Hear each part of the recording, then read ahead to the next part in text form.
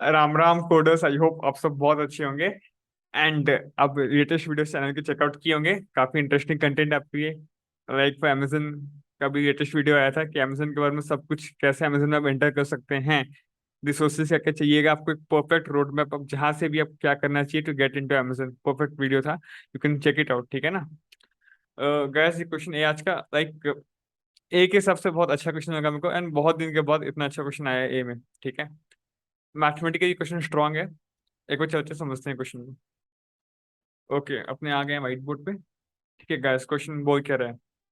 Question बोल रहा है कि आपको एन दे देगा, ठीक है। मान लो एन 5 बन दे दिया, तो आपको 1 से 5 तक का पेयर बनाना है। जैसे 1 2 1 3 1 4 1 5 2 2 3 2 4 2 5, इस टाइप का आपको पेयर बनाना है। और बताना है कौन सा पेयर ये कंडीशन सेटिस्फाई करेगा। LCM of that pair by GCD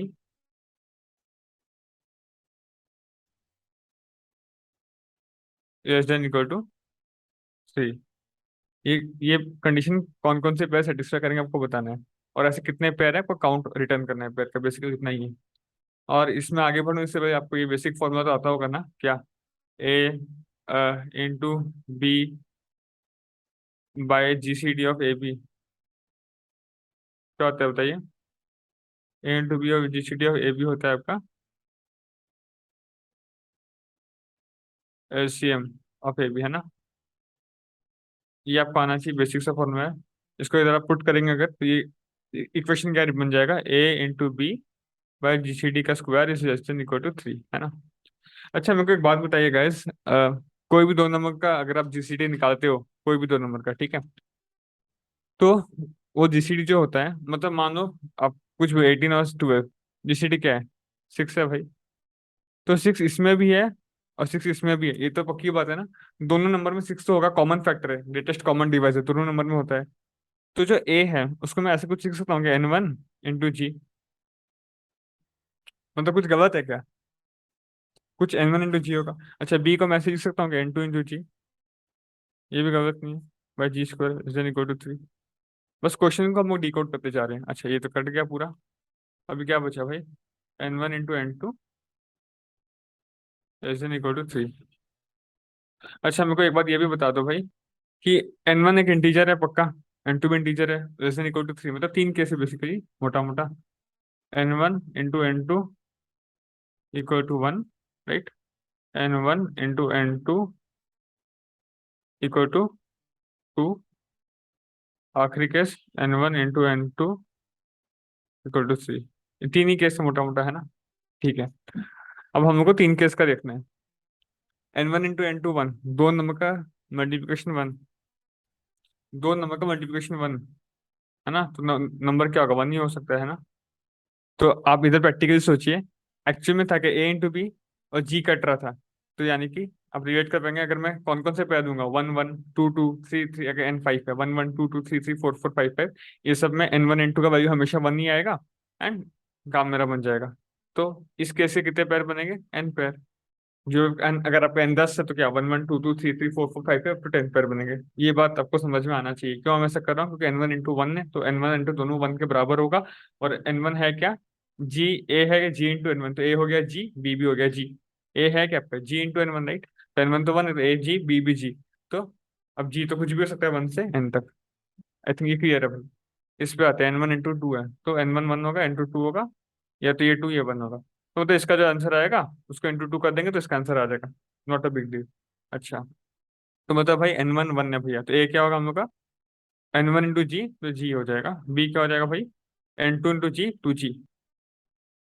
भाई जी तो रैंडम कुछ भी हो सकता है, तो मतलब भाई क्या करना है, हम लोग को वो सब नंबर खोजने हैं, एक जी डिसाइड करना है जिससे 2G भी N से कम हो।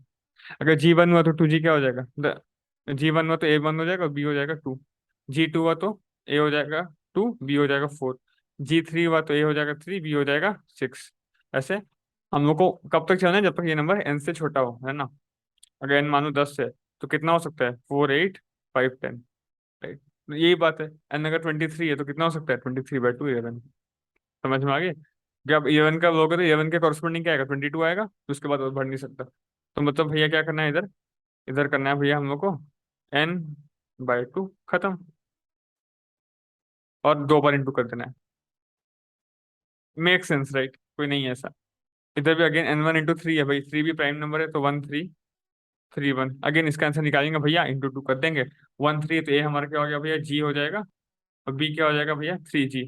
वही है, जी को 1 पुट करो तो ये 3, 2 कर तो 6 है। कब तक चलेंगे, जब तक ये नंबर एन से छोटा हो।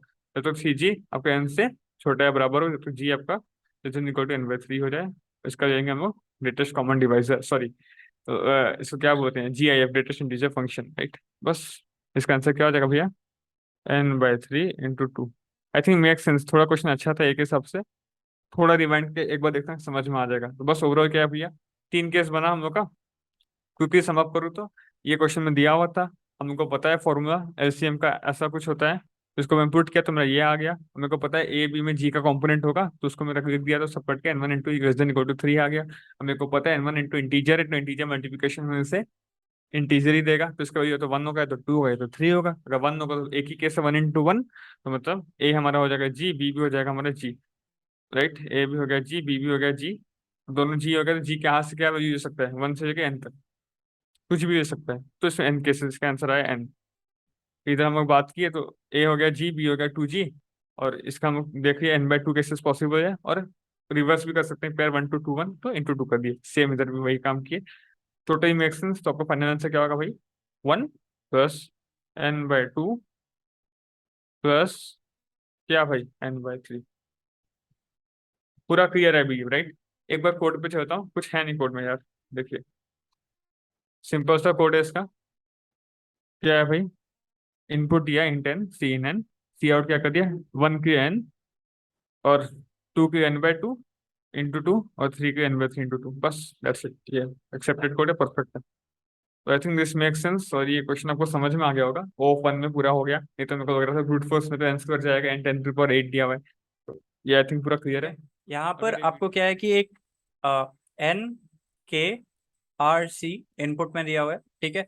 आपको एक n×n का एक गुड मैट्रिक्स बनाना है, जिसमें कि आप कोई भी 1×k या k×1 का एक सब टेबल उठा लो, तो उसमें, ठीक है, उसमें एक ना एक क्रॉस होना चाहिए, ठीक है। ये जो पूरा का पूरा टेबल बनेगा n×n का टेबल, उसमें सिर्फ और सिर्फ 2 कैरेक्टर्स हो सकते हैं, या तो क्रॉस हो सकता है या डॉट हो सकता है।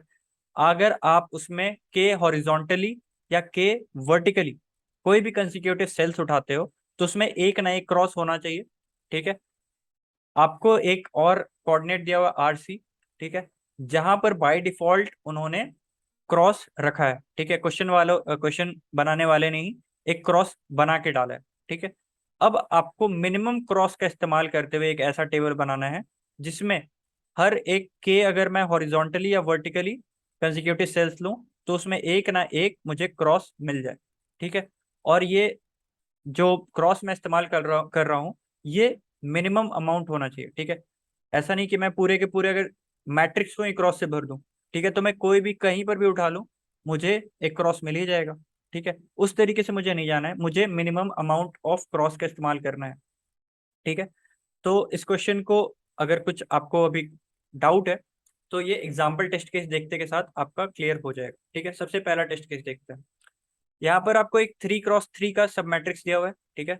0 1 2, 0 1 2, ठीक है। अब यहाँ पर मुझे क्या करना है, यहाँ पर मुझे एक जो डिफॉल्ट क्रॉस दिया हुआ है वो है 3,2 सेल पे, ठीक है। और ये इन्होंने 1 बेस्ड इंडेक्सिंग पे दिया है, तो आपको पता है कि इसमें -1 मुझे करना पड़ेगा एक्स में और वाई में। तो ये हो जाएगा 2,1। मतलब ये वाला जो सेल है, यहाँ पर बाय डिफॉल्ट मेरा क्रॉस दिया हुआ है, और बाकी जो भी सेल है, जो कि एम्प्टी सेल दिख रहा है आपको, आप समझ लेना कि उसमें डॉट डाला हुआ है, ठीक है। इट्स वेरी हेक्टिक कि मैं सब में जाके डॉट करते रहूं, मैं नहीं डालूंगा, ठीक है। अब नेक्स्ट जो भी मुझे क्रॉस करना है, वो मुझे क्रॉस करने का क्या क्या पॉसिबल ऑप्शन है, ठीक है। ये वाला जो सेल है, ठीक है, ये वाला अगर मैं रो देखूं, तो इस रो में अगर के का वैल्यू यहाँ पर क्या है 3, ठीक है। तो कोई भी अगर मैं 3 कंसेक्यूटिव सेल उठाता हूँ, एक ही 3 कंसेक्यूटिव सेल उठा सकता हूँ, और जो कि पूरा का पूरा रो को कवर कर लेगा, मुझे एक एक्स तो मिल ही जा रहा है, ठीक है। अगर सेम मैं इस रो में भी कहीं पर भी एक्स रख दूं, ये वैलिड हो जा रहा है। इस रो में भी मैं अगर मैं कहीं पर भी एक्स रख दूं, तो ये वैलिड हो जा रहा है, ठीक है। तो मुझे क्या करना है, कोई भी हर एक रो में एक ना एक एक्स तो चाहिए ही चाहिए, ठीक है। और साथ ही साथ मुझे हर एक कॉलम में भी एक्स चाहिए, ठीक है। तो अब मैं क्या कर सकता हूँ, या तो मैं एक्स इधर डाल सकता हूँ, या एक्स इधर डाल सकता हूँ, या एक्स इधर डाल सकता हूँ। अगर मैं एक्स को इधर डालूंगा, ठीक है, तो ये रो तो कवर कर देगा, ये पूरा का पूरा रो तो कवर कर देगा, ठीक है। पर अभी भी मेरे पास दो के दो कॉलम खाली हैं, ठीक है। एक तो मुझे इस रो को कवर करने के लिए डालना पड़ेगा, और एक और मुझे इस कॉलम को कवर करने के लिए डालना पड़ेगा। एक अगर मैं मान लो इधर भर देता हूँ एक्स, तो इससे ये पूरा रो कवर भी हो जा रहा है और ये पूरा का पूरा कॉलम भी कवर हो जा रहा है। बट स्टिल मेरे पास ये जो पूरा का पूरा कॉलम है उसमें एक भी एक्स नहीं है, ठीक है। तो ये दिक्कत हो जा रहा है। अगर मैं थर्ड जो है एक्स वो इधर डालता हूँ, ठीक है, तो ये पूरा का पूरा रो तो कवर हो जा रहा है, पर ये कॉलम और ये कॉलम अगर मैं कोई भी 3x3 का सब मैट्रिक्स उठाऊं, ठीक है, ये वाला उठाऊं या ये वाला उठाऊं, तो मुझे एक्स नहीं मिल रहा है, ठीक है। सेम गोस, अगर मैं इधर भर देता हूँ एक्स, तो मुझे ये पूरा का पूरा रो, ये पूरा का पूरा कॉलम, ये पूरा का पूरा कॉलम, कहीं से मैं कुछ भी उठा लूं, मुझे एक ना एक एक्स मिल ही जाएगा। पर अगर मैं सिर्फ और सिर्फ इस कॉलम को उठाऊं, तो ये कंडीशन सेटिस्फाई नहीं हो रहा है, ठीक है। तो मुझे क्या करना चाहिए, मुझे इस तरीके से वर्टिकली अपवर्ड तो नहीं जाना चाहिए। मैं क्या करूंगा, हॉरिजॉन्टली ऊपर जाऊं, ठीक है। तो हॉरिजॉन्टली ऊपर जाने से क्या होगा, ये मैं पूरा का पूरा एक रो को क्या कर लूंगा, रो को तो मैं सेटिस्फाई करवा दूंगा, ठीक है, कि रो वाइज तो एक जो भी मुझे दिया हुआ है वो पूरा का पूरा एक गुड मैट्रिक्स हो, ठीक है। अब नेक्स्ट जो ऊपर मैं जाऊंगा रो पे, और नीचे जो जाऊंगा रो पे, ठीक है, उसमें मैं क्या करूंगा कि मैं डायगोनली ऊपर जाऊंगा, ठीक है। डायगोनली ऊपर जाने से क्या हुआ कि अपना जो पाथ है, ये अपर वाला पाथ, ये कोलाइड नहीं होगा, ठीक है। या तो आप आगे जा सकते हो या तो आप पीछे जा सकते हो, इट डजेंट मैटर, ठीक है। बस आप यूनिफॉर्म करना कि अगर आप ऊपर इधर से जा रहे हो तो आप नीचे भी इसी डायरेक्शन में जाना, अगर आप ऊपर इस डायरेक्शन में जा रहे हो तो नीचे अगेन आप इसी डायरेक्शन में जाना, ठीक है। एक ही रो में आपको पूरा का पूरा या तो ऊपर जाओ नीचे जाओ, ठीक है, इसी तरीके से आपको काम करना है, ठीक है। तो यहाँ पर सेकंड जो सेल मैंने भरा, मैंने मान लो ये वाला भरा, ठीक है। अब नेक्स्ट मुझे सेल कौन सा भरना है, क्योंकि अब मैंने ये वाला लाइन स्लोप चुन लिया है, तो मुझे यहीं पर भरना है, ठीक है। अब मैं यहाँ पर आगे जैसे भरूंगा, ये तो क्रॉस हो गया मैट्रिक्स से, बट अगेन मेरे पास एक अभी भी रो ऐसा बच रहा है जहां पर मुझे, मेरे पास एक भी क्रॉस नहीं है। तो मैं क्या करूंगा, फिर अगेन जीरो से स्टार्ट कर दूंगा, ठीक है। ठीक है, बेसिकली ये क्या हो गया, यहाँ पर आपका रो का, आपका कॉलम का वैल्यू क्या है, 2, ठीक है। अब आप पीछे जाओगे तो आप क्या करोगे, 2 + 1, ठीक है, तो आप पहुंच गए 3 पे। तो 3 पे अगर आप पहुंच गए तो इसका मतलब क्या हो गया कि आप पूरा का पूरा मैट्रिक्स पार कर गए। अब आपको क्या करना पड़ेगा, अगर आपको मैट्रिक्स में वापस जाना है तो आपको बाई 3 करना पड़ेगा, मॉड्यूलर लेना पड़ेगा। तो आप फिर से क्या कर जाओगे, यहाँ पर स्टार्ट कर जाओगे, ठीक है, जीरो से स्टार्ट हो जाओगे। और यहाँ पर आप जैसे ही देखोगे, यहाँ पर क्या हुआ कि ये पूरा का पूरा जो रो है उसमें एक्स है, इस पूरे के पूरे रो में एक्स है, इस पूरे के पूरे रो में एक्स है, और अगेन यहाँ पर इस पूरे के पूरे कॉलम में, इस पूरे के पूरे कॉलम में, इस पूरे के पूरे कॉलम में भी एक्स एक्स एक्स है, ठीक है। तो ये भी आपको दिख रहा होगा कि इससे कम एक्स का इस्तेमाल करते हुए आप कभी भी मैट्रिक्स को फिलअप नहीं कर सकते, ठीक है। दूसरा एक एग्जांपल देखते हैं, 4,2, ठीक है। 4,2 वाला अगर एक एग्जाम्पल अपन देखें, तो सबसे पहले तो इसको रिड्यूस करते हैं one, sorry, zero based indexing के हिसाब से। तो 3,1 वाला जो सेल है उसमें बाय डिफॉल्ट मुझे एक क्रॉस मिला हुआ है, ठीक है, यहाँ पर मुझे एक क्रॉस मिला हुआ है। तो यहाँ पर अगेन मैं क्या करता हूँ, इसी वाले स्लोप पे मैं चलता हूँ और सबको एक्स करते चलता हूँ। और सबसे पहले तो मैं इस पूरे के पूरे रो को मैं एक गुड सब टेबल बनाता हूँ, ठीक है। तो यहाँ पर एक्स है और के का वैल्यू क्या दिया हुआ है, 3 दिया हुआ है, ठीक है। तो हर थर्ड सेल मुझे एक्स करना पड़ेगा। तो यहाँ से ये सेल एक्स है, ये सेल अगेन मुझे एक्स करना होगा। अगेन यहाँ से थर्ड सेल है नहीं, यहाँ से थर्ड सेल है नहीं। तो यहाँ पर आप देखो कोई भी आप 3 सेल का अगर आप सब मैट्रिक्स निकालो, ठीक है, मैं सिर्फ और सिर्फ रो का बात कर रहा हूँ, अभी मैंने सिर्फ और सिर्फ ये थर्ड जो रो है उसको मैंने बैलेंस किया, इसको मैंने गुड किया, ठीक है। तो आप कोई भी 3 सब मैट्रिक्स उठा लो, ये वाला उठा लो, इसमें एक एक्स है, ये वाला उठा लो, इसमें एक एक्स है, ये वाला उठा लो, इसमें एक एक्स है, ये वाला उठा लो, इसमें भी एक एक्स है, ठीक है। तो ये तो सेटिस्फाई कर गया। अब मैं क्या करूंगा, अब मैं ऊपर वाले रो और नीचे वाले रो को सेटिस्फाई करने की कोशिश करूंगा। तो यहाँ पर मुझे एक्स मिल चुका है, अब मैं यहाँ पर एक्स डालूंगा, ठीक है। अब अगेन मुझे एक्स यहाँ पर डालना होगा, और एक्स अगेन मुझे कहाँ पर डालना हो सकता था, मुझे एक्स, मतलब अब तो और कहीं पर डालने का जरूरत नहीं है, ठीक है, यहाँ पर क्योंकि अब और 3 सेल ही नहीं है। यहाँ पर अगेन मुझे यहाँ पर अगर थर्ड सेल होता है यहाँ से तो डालना पड़ता, पर यहाँ पर जो थर्ड सेल है ही नहीं तो कोई दिक्कत का बात नहीं है। फिर अगला सेल मैं कहाँ पर डालूंगा, ये अगेन आप ये पूरा का पूरा उठा के देख सकते हो, ये रो पूरा गुड एरे बन चुका है, गुड गुड रो बन चुका है। अब इस रो में भी मैं डायगोनली चलते हुए एक्स भर देता हूँ। ठीक है, तो यहाँ पर भी थर्ड सेल है नहीं तो भरने की कोई ज़रूरत है नहीं, यहाँ पर थर्ड सेल है तो यहाँ पर मैं भरूंगा। फिर यहाँ पर मैं जाऊँगा, ये इसको भरा मैंने, इसको भरा मैंने।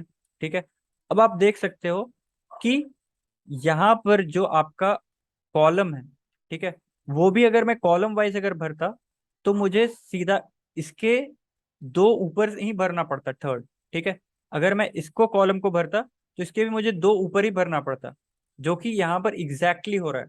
ठीक है, अगर यहाँ पर आप देखो इस क्वेश्चन में एक चीज आपको और अच्छे से दिया हुआ था कि आपका जो भी के होगा ना, के जो आपका के है वो इसका डिविजर होगा, या फिर आप कह सकते हो एन जो है वो के का मल्टीपल होगा। तो इस चीज का यहाँ पर इस्तेमाल किया है हमने।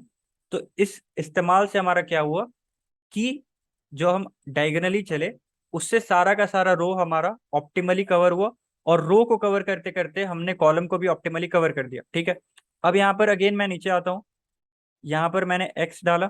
ठीक है, अब मुझे अगला एक्स कहाँ पर डालना चाहिए, यहाँ पर डालना चाहिए। अगला एक्स मुझे कहाँ पर डालना चाहिए, अगला एक्स का मुझे जरूरत नहीं है। फिर अगेन मैं यहाँ पर आया, ये पीछे आ गया। पीछे आ गया का मतलब क्या हो गया कि सेल मैंने पार कर दिया, मैंने मतलब बहुत ज़्यादा बैक आ गया मैं। तो यहाँ पर से अगेन मुझे लास्ट कॉलम से इस्तेमाल शुरुआत करना पड़ेगा। मुझे ये कॉलम भरना होगा, ये कॉलम भरना होगा अगेन, और कहीं पर मुझे और कोई कॉलम भरना नहीं पड़ेगा। अब आप किसी भी रो को उठा के देख लो, ठीक है, वहां पर हर तीसरा सेल आपको क्रॉस मिलेगा। ठीक है, यहाँ पर भी अगर अगेन आप कोई भी 3 का सब मैट्रिक्स उठा लो, 3x1 का, आपको उसमें एक्स मिल ही जाएगा।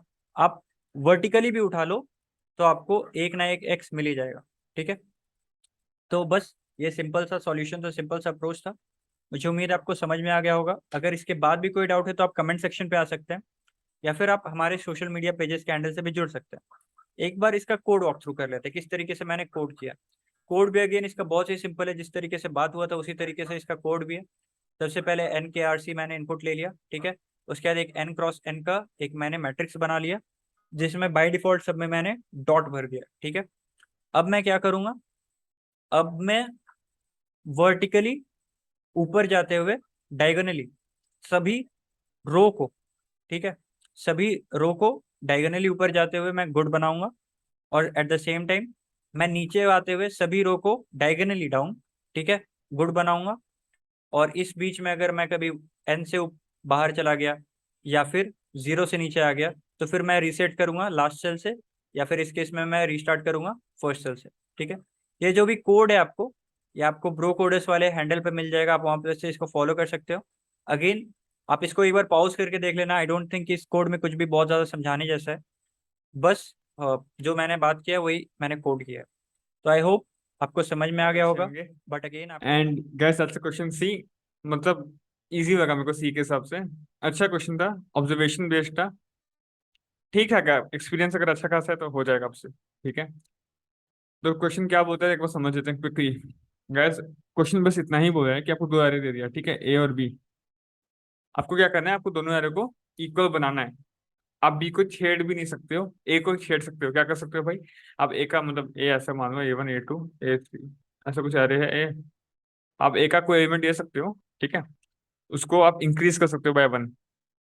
तभी कर सकते हो जब वो एलिमेंट A3 से, मतलब मान लो आपको A2 को इंक्रीज करना है, तो अगर A2 आपको A3 से छोटा या बराबर है ना, तभी आप ये काम कर सकते हो, नहीं तो नहीं कर सकते। मतलब मान लो आपका A2 7 है और A3 आपका 6 है, आप इसको 8 बनाना चाहते हो तो नहीं बना सकते भाई, क्योंकि ये हो ही नहीं सकता, क्योंकि इससे छोटा या बराबर नहीं है। बस यही है, आपको दो एरे दिया है, आपको पहले एरे में इंक्रीमेंट ऑपरेशन बस कर सकते हो, तभी कर सकते हो जब वो नेक्स्ट है छोटा हो। जैसे लास्ट एलिमेंट क्या होना चाहिए, फर्स्ट से छोटा होना चाहिए। आप A4 को इंक्रीमेंट करोगे तो A4 A1 से छोटा है तो इंक्रीमेंट कर सकते हो। You can increment the element and added. आप ये ऑपरेशन कितनी बार भी कर सकते हो, जितना बार फिजिबल है। आपको बताना है वो बी से बराबर हो सकता है कि नहीं, दैट्स इट। क्वेश्चन इतना ही है। और इसमें क्वेश्चन बटे एक दो बेस केस तो माइंड में सबके आ ही जाता है, सीधा सीधा क्या आ जाता है बताओ भैया। एक तो बेस केस ये आ जाता है कि मान लो कि सारा एलिमेंट ही सेम है, जो ए का है बी का सब सेम ही दिया हुआ है, A1 B1 A2 B2 A3 B3 सब सेम दिया हुआ है। तो भैया सीधा आंसर यस, कुछ करना ही नहीं पड़ेगा। ये तो माइंड में ऑब्वियस आना चाहिए भाई सबका बेस केस है। और क्या आना चाहिए भाई, मानो A1 A2 ये सब ऑब्जर्वेशन है, वही है। देखो B1 B2 B3 B4।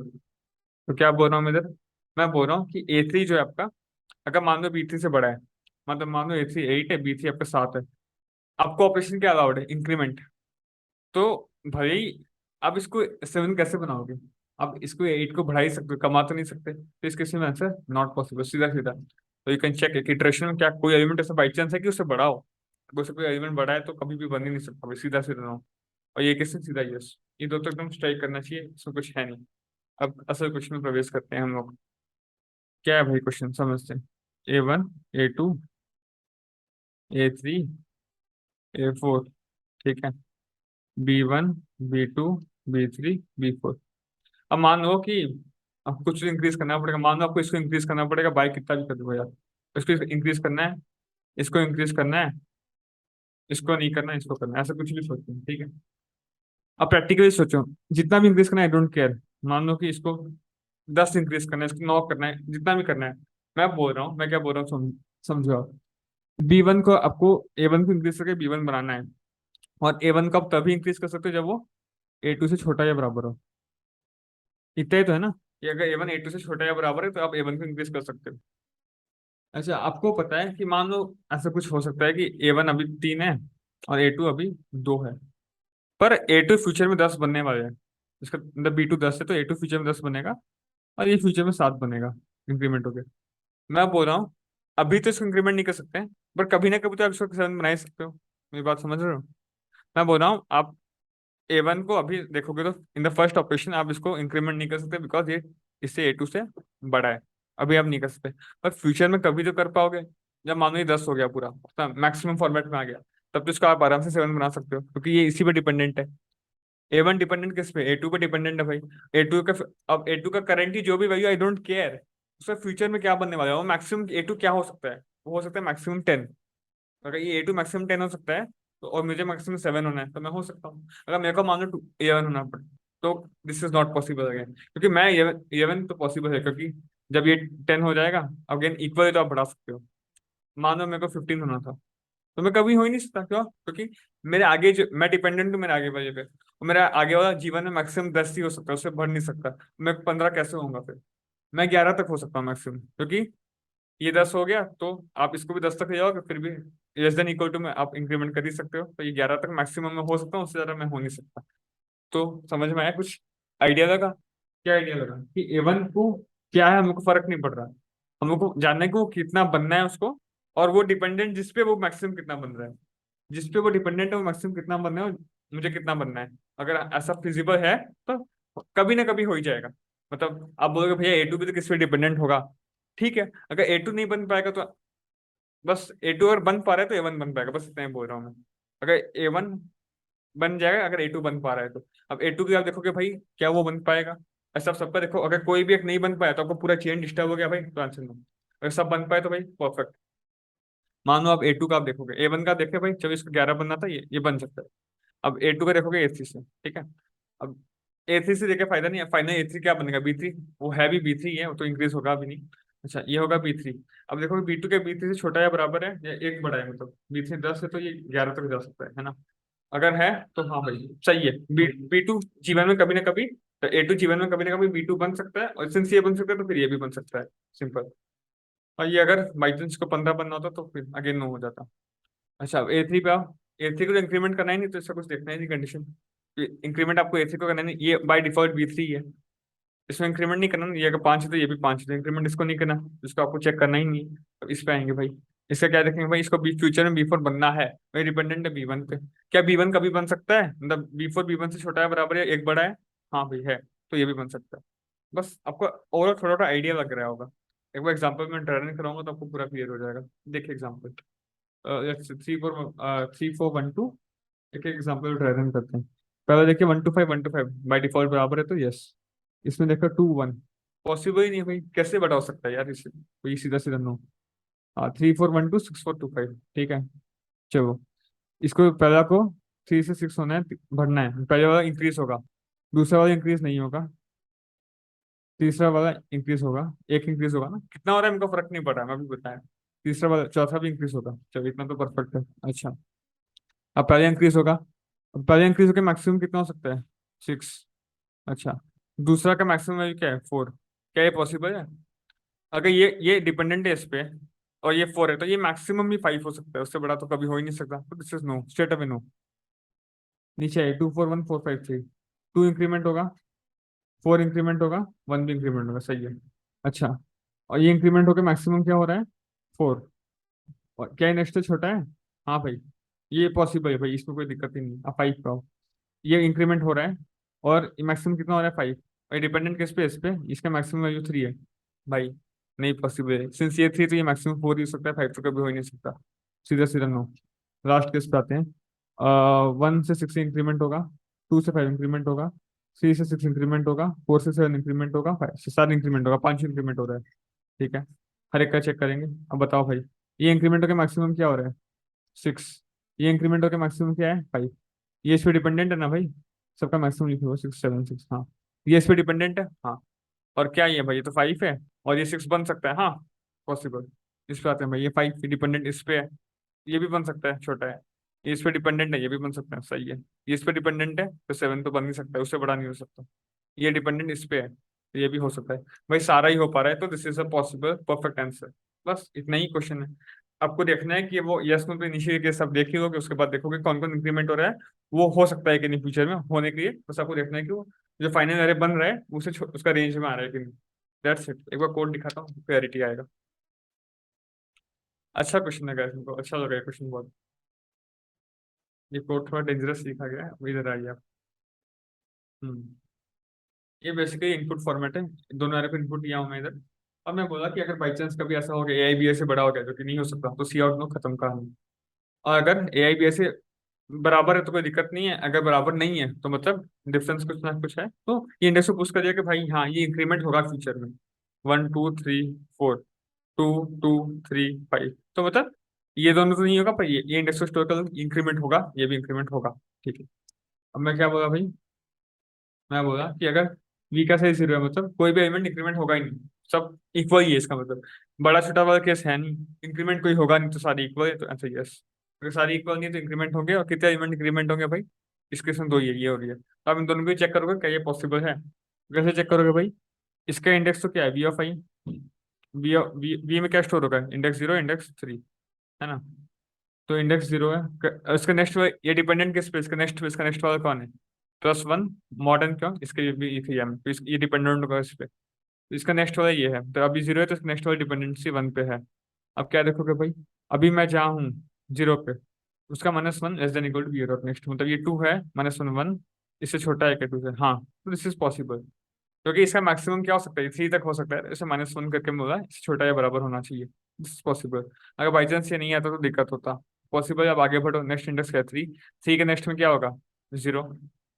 तो वही चीज चेक करूंगा क्या भाई, अभी जो 3 है इसका वैल्यू क्या? 5। क्या -1 तो 4 इज एन इक्वल टू 0, 2 है, नहीं है, तो ये नो हो जाएगा एक केस में।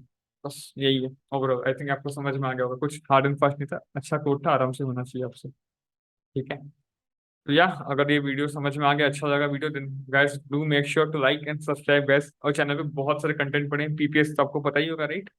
अभी पीपीएस, मैं क्या तारीफ करूं, तारीफ करना अच्छा नहीं होता मेरे को, बट जो भी कंपनी आ रही है, जितना भी इंटरव्यू हो रहा है, सब में सारा क्वेश्चन एग्जैक्ट पीपीएस से पूछा जा रहा है। बार बार मैं बोल रहा हूँ, आप ही का फायदा है, कर लोगे तो। ठीक है, तो मेरा कोई गेम नहीं है आपको। और अगर टेलीग्राम ग्रुप अगर आप ज्वाइन नहीं कर, ज्वाइन कीजिए, वहाँ हम सक्सेस स्टोरी पोस्ट कर रहे हैं, कितना लोग का फायदा हो रहा है पीपीएस करने से। ठीक है, स्टैंडर्ड शीट है 200 क्वेश्चन का, हर एक का सोल्यूशन वीडियो है प्रॉपर इंटरव्यू पैटर्न में। ठीक है, तो या गैस ध्यान रखिए, मिलते हैं अगले वीडियो में, और जय हिंद।